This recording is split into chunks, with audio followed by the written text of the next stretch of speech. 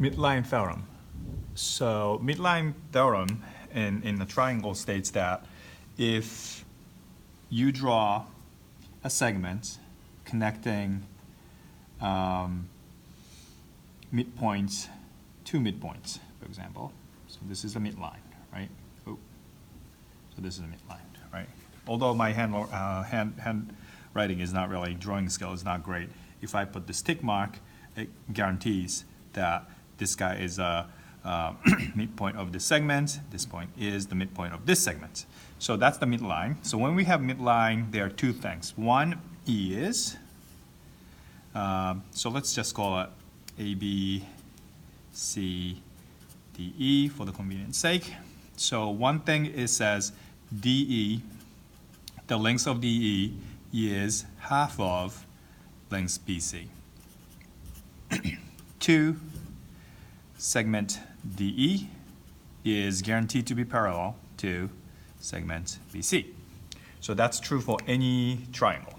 So let's take a look at this example right here. So we know that this guy, this is a midline by looking at the tick mark.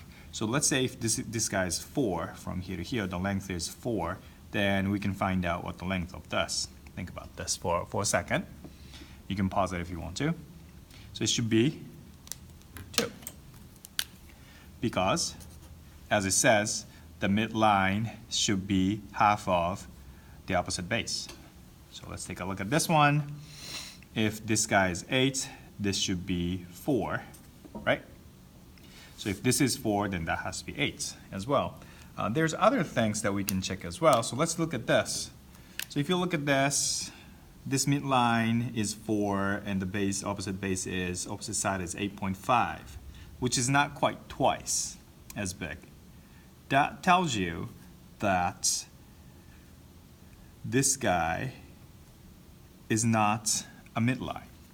So from the distance from here to here is not going to be the same as the distance from here to here.